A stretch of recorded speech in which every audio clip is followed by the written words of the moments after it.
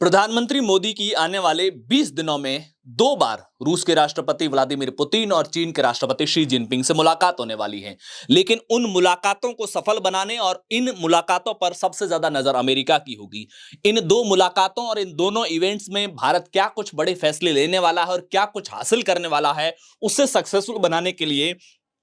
इन दिनों भारत की ओर से चीन की यात्रा पर है अजीत डोभाल और रूस की यात्रा पर है एस जयशंकर। ये दोनों मुलाकातें जो प्रधानमंत्री की होने वाली है, पहली मुलाकात तो एससीओ समिट जो एससीओ समिट किर्गिस्तान के अंदर होने वाला है 31 अगस्त और 1 सितंबर को। इसके अलावा दिल्ली के अंदर जो ब्रिक्स समिट होगा 12 और 13 सितंबर को। ये दोनों बड़े इवेंट्स होने वाले हैं जिसमें रूस के राष्ट्रपति भी आएंगे और चीन के राष्ट्रपति भी आएंगे।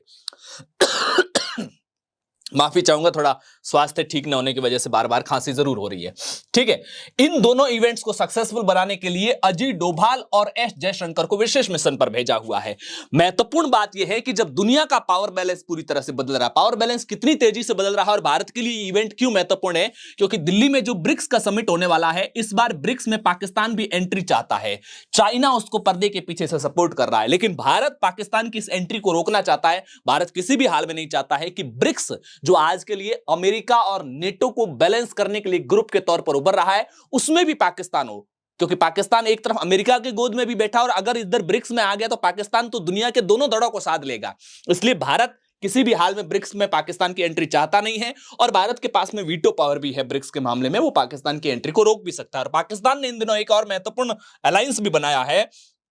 पाकिस्तान ने एक गठबंधन बनाया है जिसमें मक्का गठबंधन, जिसमें पाकिस्तान है, सऊदी अरब है और तुर्की है। तुर्की नेटो का मेंबर भी है, वो नेटो जिसके जरिए दुनिया पर एक तरह से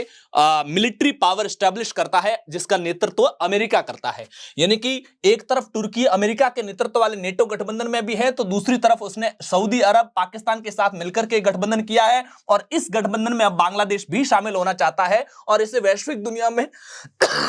मुस्लिम नेटो के नाम से भी जाना जाता है। और ऐसा कहा जाता है कि नेटो का सीधे तौर पर विस्तार न करके अमेरिका ने एक नई रणनीति के तहत तुर्की को आगे करके नेटो का एक्सपेंशन किया और तुर्की इस समय जो मुस्लिम वर्ल्ड का फिर से अपने आप को खलीफा एस्टेब्लिश करना चाहता है। पिछले कुछ दिनों बीते 2-3 दिन में ऐसी भी खबरें तमाम आई थी कि तुर्की से और इधर चाइना से तमाम विमान ऐसे पाकिस्तान में आकर उतरे, उसमें क्या था क्या नहीं था, वहां पर क्या पहुंचाया गया, क्या ड्रोन और दूसरे मिलिट्री इक्विपमेंट पहुंचाए गए, इसको लेकर के रणनीतिक और राजनीतिक दुनिया में अलग अलग तरह की खबरें हैं। तीसरी बात यह है कि रूस इधर जो ये वाला जो आपको समुद्री इलाका दिख रहा है, यहां से ये रूस की सीमा है। सबसे नजदीक भारत की रूस की सीमा यही लगती है, क्योंकि इधर ऊपर किर्गिस्तान आ जाता है, मंगोलिया आ जाता है, बाकी वाले इलाके दूर पड़ते हैं। यूक्रेन के जस्ट पास वाला जो ये वाला इलाका है ना, ये जो समुद्र से लग रहा है, यही रूस की वो सीमा है जो भारत के लिए सबसे नजदीक लगती है। रूस ये चाहता है कि इस समुद्री मार्ग से होते हुए, तुर्कमेनिस्तान के अंदर से होते हुए, अफगानिस्तान ईरान के रास्ते होते ऊपर पीओके से होते हुए भारत को सीधा रेल लाइन से जोड़ा जाए। अगर दुनिया में रूस भारत को सीधा रेल लाइन से जोड़ता है तो सिर्फ भारत को रेल लाइन से नहीं जोड़ता है, बल्कि साउथ एशिया के पूरे रीजन से वो कनेक्ट होता है, प्लस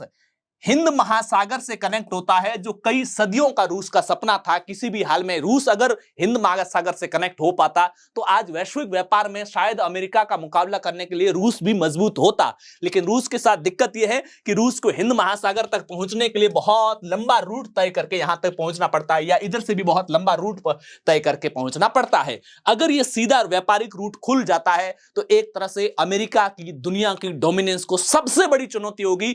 उतनी बड़ी चुनौती जितनी बड़ी चुनौती चाइना के सीपैक कॉरिडोर से भी अमेरिका को नहीं लगी होगी। लेकिन यह तभी पॉसिबल हो सकता है जब पीओके किसके पास में हो, पीओके भारत के पास में हो, क्योंकि जब तक पीओके पाकिस्तान के पास में है, भारत इस बात की भी इजाजत नहीं देगा कि उसके अंदर से एक कोई ऐसा बिजनेस रूट आए और उसमें भारत सहमति भी जताए, और वो सहमति उन स्थितियों में जताए जब पीओके पाकिस्तान के साथ हो। क्योंकि पीओके पाकिस्तान के पास होते हुए सहमति जताते हैं, यानी कि आप उसको मान्यता दे रहे हैं, वो भारत किसी भी हाल में मंजूर करेगा नहीं। और दुनिया में अभी इतनी इक्वेशन बदल रही है कि अगर आने वाले समय में अगर ये दोनों समिट के अंदर, जो किर्गिस्तान में होने वाले एससीओ समिट और दिल्ली में होने वाले ब्रिक्स समिट के अंदर जैसा भारत सोच रहा है वैसा चाइना को कन्विंस कर पाता है, रूस को कन्विंस कर पाता है, तो आने वाले समय में पीओके को लेकर बड़े एक्शन भी देखने को मिले। इस बात से सरप्राइज होने की जरूरत नहीं है। सरप्राइज होने की जरूरत इसलिए नहीं है कि एक उदाहरण आपको देना चाहूंगा कि अभी कुछ 2-4 दिन पहले है ना, इजराइल ने सीरिया पर अटैक किया था। सीरिया इजराइल तो हमेशा, पाकिस्तान तो वही बात, माफी चाहूंगा, अमेरिका वही बात बोलता है जो इजराइल चाहता है। लेकिन सीरिया के अंदर पोस्टेड अमेरिका के राजदूत ने इजराइल के इस हमले की आलोचना की है, यानी कि अमेरिका इजराइल के भी खिलाफ जा रहा है। मैं इस बात के जरिए आपको यह समझाने की कोशिश कर रहा हूं कि वैश्विक जो पावर बैलेंस है ना, वो इतना तेजी से बदल रहा है कि दुनिया को अपनी जरूरतें, हर देश सिर्फ अपने हितों को पूर्ति करने के लिए कोशिश कर रहा है। अगर रशिया इस बात के लिए चाइना को कन्विंस कर देता है कि पीओके पर चाइना को किसी न किसी रूप में सेटल कर दिया जाए कि जब भारत पीओके को लेकर ऑपरेशन चलाएं, तब चाइना खामोश रहे और उसके बदले में हो सकता है ताइवान के मसले में इंडिया को भी